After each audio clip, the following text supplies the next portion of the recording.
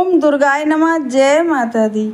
आषाढ़ माह की गुप्त नवरात्रियाँ चल रही हैं और 4 जुलाई को आखिरी नवरात्र नवमी का दिन है। बहुत ही शुभ दिन है।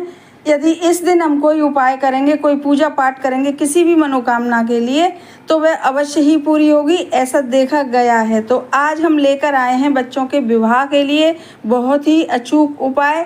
इसको 4 जुलाई को भी कर सकते हैं और यह शुक्रवार का उपाय, तो यदि कल ना कर पाएँ नवरात्रि में तो इसे शुक्रवार के दिन भी कर सकते हैं, चाहे वह कृष्ण पक्ष का हो चाहे वह शुक्ल पक्ष का हो। तो अब हम बताते हैं कि इस उपाय को कैसे करना है। इस उपाय को माता पिता भी कर सकते हैं और इस उपाय को लड़के लड़कियां भी कर सकते हैं जिनके विवाह नहीं हो पा रहे हैं। यह बहुत अचूक उपाय है और इसको बहुत लोगों ने करा है शुक्रवार के दिन और आजमाया है। बहुत ही अच्छा इसके रिजल्ट निकले हैं, इसीलिए आज हम इसे लेके आए हैं।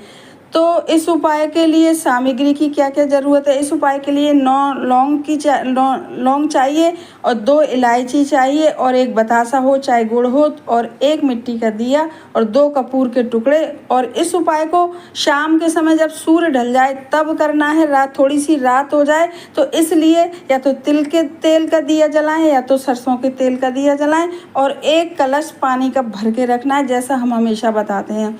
तो नमस्कार, हमारे YouTube चैनल पर आप सभी का बहुत स्वागत है। हमारे चैनल को सब्सक्राइब करिए और वीडियो को शेयर करिए और लाइक करिए। अब चलते हैं उपाय की तरफ और बताते हैं कैसे इसे कल के दिन, शुक्रवार के दिन और नवमी के दिन इसे करना है।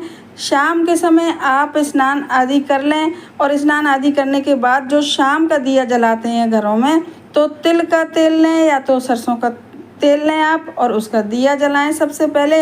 और जो हमने मिट्टी का दिया बताया है उसको एक प्लेट में रख लें और वह भी पूजा घर में रख लें और उस दिए में 2 कपूर के टुकड़े रख लें और दूसरी किसी भी प्लेट में आप रख लें 9 लौंग रख लें और 2 इलायची रख लें। और लौंग जो हों तो वह फूल वाली जो पूरी लौंग होती हैं वह होनी चाहिए और 1 या तो आपके घर में गुड़ की छोटी सी डली हो या तो बतासा हो, दोनों में से आप कोई भी चीज़ रख लीजिएगा। अब यह सब सामग्री लेके आप बैठ जाइए। सबसे पहले जो दिया है वह प्रज्वलित करिए। उसके बाद जो मिट्टी के दिए में जो 2 कपूर के टुकड़े रखे हैं तो उसमें जो 9 लौंग रखी हैं उस दिए में ही वह 9 लौंग रख दीजिए अपने बच्चे का नाम और गोत्र बोलकर। और उस दिए में रख दीजिए आप वह 2 इलायची और उस ही एक थोड़ा बड़ा दिया लीजिएगा और उसमें ही वह बतासा या तो गुड़ जो भी आपने लिया है वह सब रख लीजिएगा।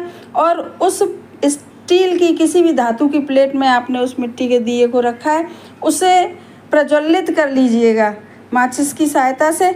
और फिर उस जले जो लौ उसमें प्रज्वलित हो तो उस प्लेट को अपने हाथ में उठा लीजिएगा और आप सोचिएगा उस लौ को, प्रज्वलित लौ को देखते हुए कि अब हमारे बच्चों की जितनी भी रुकावटें थीं, जितनी भी परेशानियां थीं, वह सब इस लौ के साथ जल रही हैं। माता रानी का स्मरण करिएगा और जब लौ जल रही हो कपूर और सारी सामग्री की, तभी आप 11 बार एक मंत्र बोलिएगा, ओम दुम दुर्गाय नमः।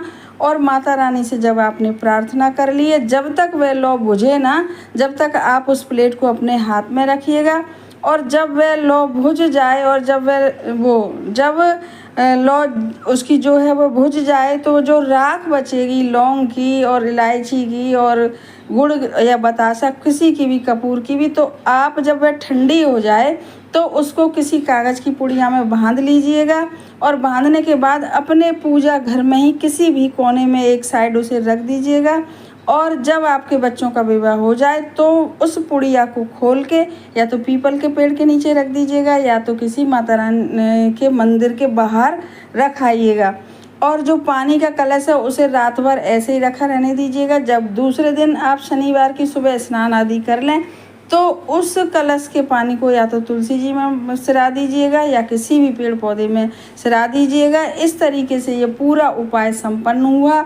इस उपाय को कल 4 जुलाई वाले दिन अवश्य ही करिएगा। कल ना कर पाएँ तो किसी भी शुक्रवार को करें, ऐसे ही रात के समय। तो आप देखिएगा बहुत ही दिव्य प्रयोग है, बहुत सारे लोगों ने इसे कराए और इसका लाभ उठाया है। तो आप भी इसे करिए, लाभ उठाइए। धन्यवाद।